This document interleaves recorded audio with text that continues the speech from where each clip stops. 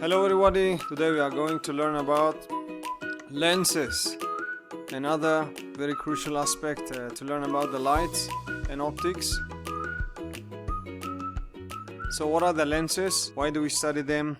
What is the use of studying lenses? So lenses are all around us. For example, in spectacles and cameras you can see lenses are particularly important to scientists in instruments like microscope and telescopes. You can see two images, two lenses, which help to revolutionize the science. So in A, you can see the telescope used by Galileo, and in B, you can see the microscope used by von Leeuwenhoek. Alright, let's move on. So there are two types of lenses. You have probably used magnifying glass to look at the small objects. So that one is a converging lens. Converging means, as the name says, bringing together. You may even have used a magnifying glass to focus sun's ray onto a piece of paper, then to set a fire. There are two types of lenses. The lenses work by refracting the light. Two types are converging and diverging lenses, as you can see.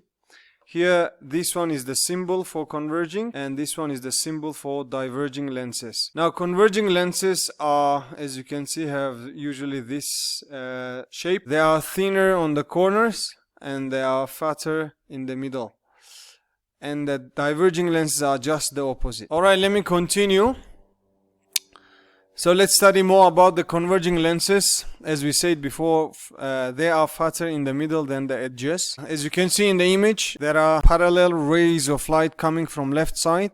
After passing the lens, they are all coming together. They are converging at a point which we call as principal focus or focal point. Take notes, the focal point or principal focus. Another keyword here would be focal length. This is the length from the center of the lens. There is a central line here.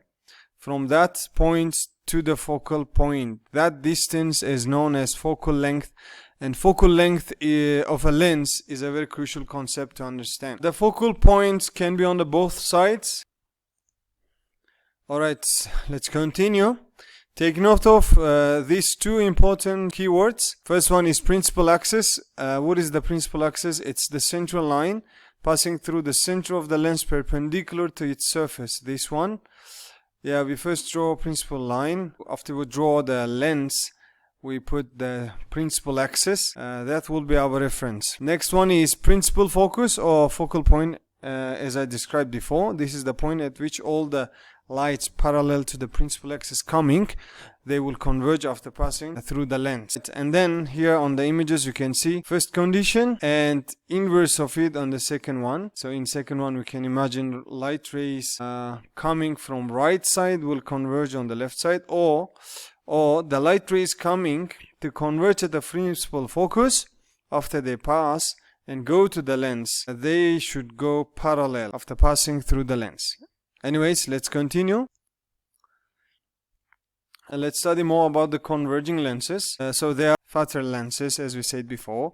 They are more powerful, so they bend the light more. This one gives a shorter focal length. As you can see on the images A and B, you see the lens in A has a very shorter focal length than lens in B.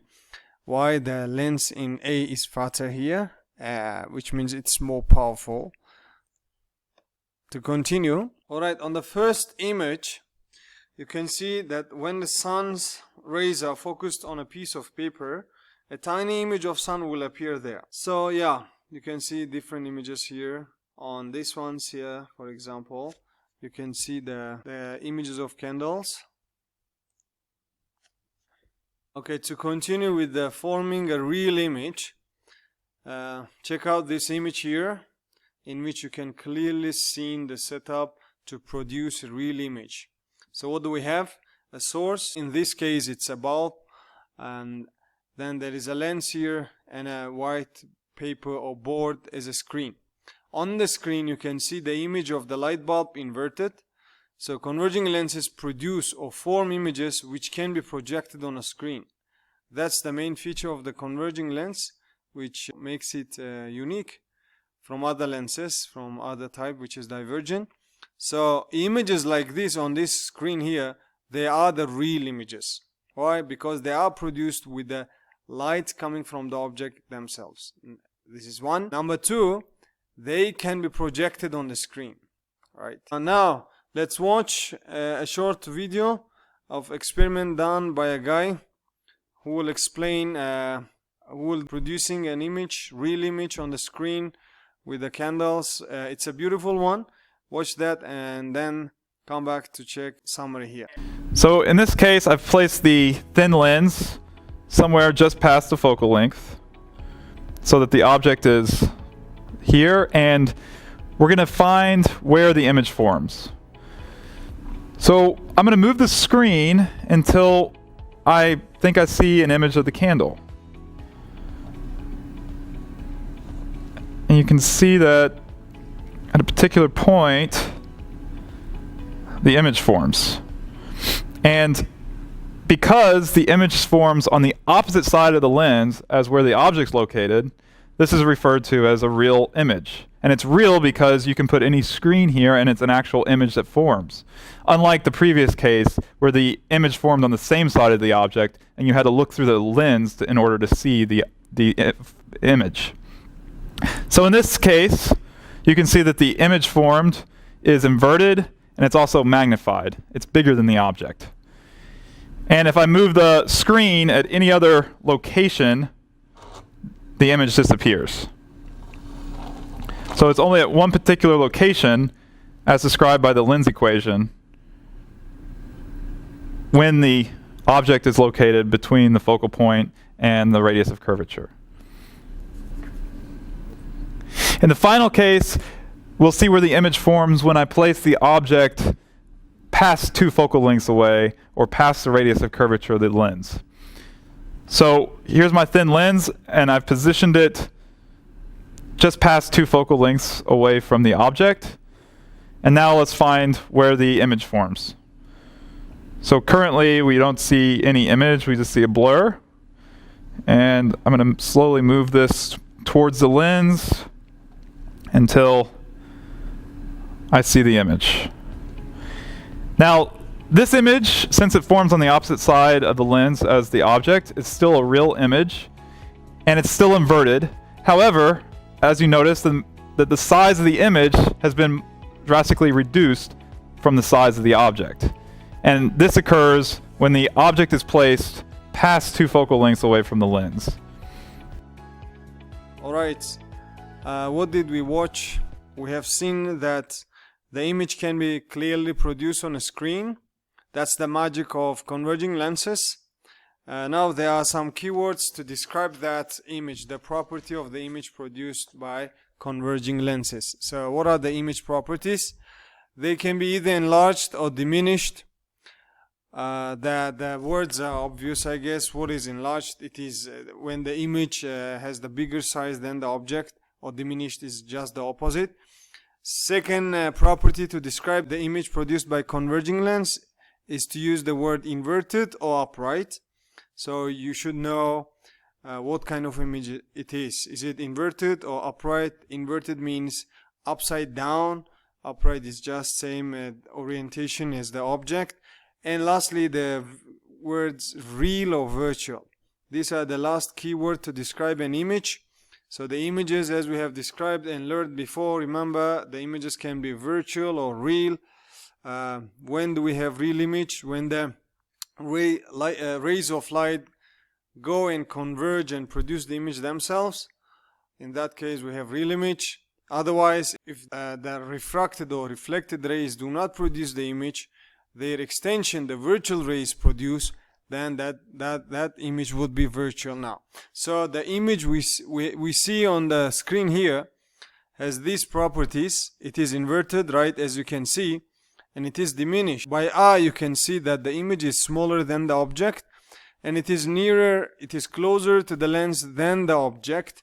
Yeah, probably you can see the distance between the lens and screen. It is shorter than the distance between the lens and the source of light. And lastly, it is real. The image here produced real. Why? Shortly let's note this. Real means to be produced. can be produced on the screen. So use at least 3 words to describe the images produced by the lenses. So we have watched in the video as well, the produced images were on the screen. Those all were real images, but the sizes could be different. It was smaller and then greater, and then what else? They were inverted. They were all inverted. The image of the candle on the screen, it was inverted, right? Now, lastly, we should be able to talk about the ray diagrams for lenses. What are the ray diagrams? They are drawn to explain how real images are formed. They are drawn to scale and show the path of 2 particular rays. How we can do the steps needed to draw an accurate ray diagram shown in this worked example. So follow here, and lastly we will have a short video again to watch and have clear idea about how to draw ray diagram. So remember, we should have a squared paper or graph paper to do this, to work out better the ray diagrams. Now let's check out the worked example. This is in your book. Check. What does it say? Draw a ray diagram to find the image formed of a 3 centimeters tall object placed 12 centimeters from the converging lens, which has focal length of 5. Okay, 3 things given. Focal length 5 centimeters, the distance of the object from the lens is 12, and the height of the object is 3. Now what do we do? So first step is to draw the lens. A simple symbol for the lens can also do. Remember, it is just an arrow and with 2 arrows on the head, on 2 sides I mean. And then what do we do? Draw a horizontal axis through the middle of it. Yes, principal axis, don't forget. Next step is mark the positions of the principal focal points, principal focus on either side. So it will be 5 and 5 on both sides. Then mark the position of the object. Find the position of the object from the lens, from center of the lens, from this point, not from the surface. Mark it and put O, label it as O object, along with the 3 centimeter arrow standing on the axis. Yes, and make sure the height is also correct if the height is given. Then place the arrow 12 centimeters from the lens. Make sure the distance from the object to the lens is also correct one. Step number 3 now.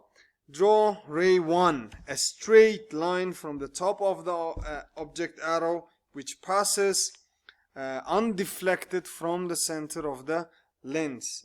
In fact, if a ray of light goes to the lens, to the center of it, it will pass undeflected. It will not be refracted. Yes, it will not be changing direction. So take note. Alright, the last step is to draw a parallel line to the principal axis.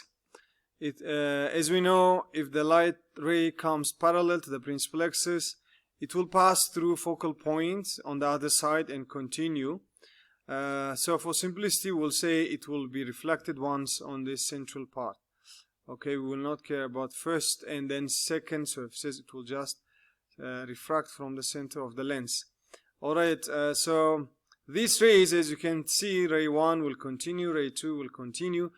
They intersect, or they meet at some point.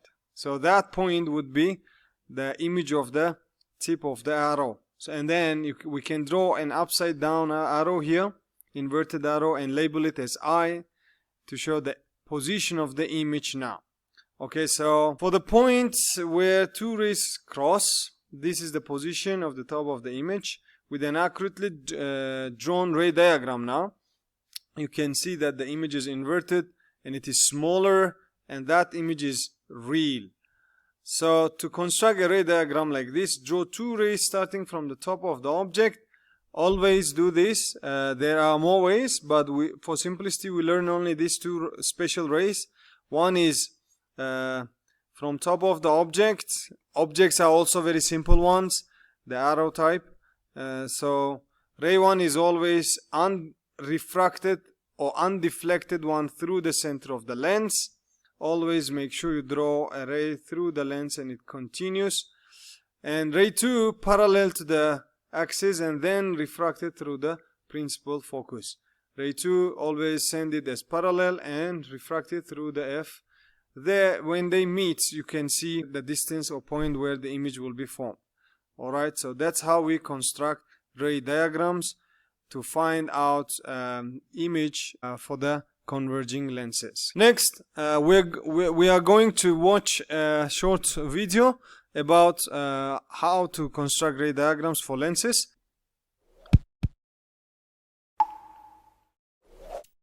In today's video, we're going to take a look at how we can draw ray diagrams for convex and concave lenses.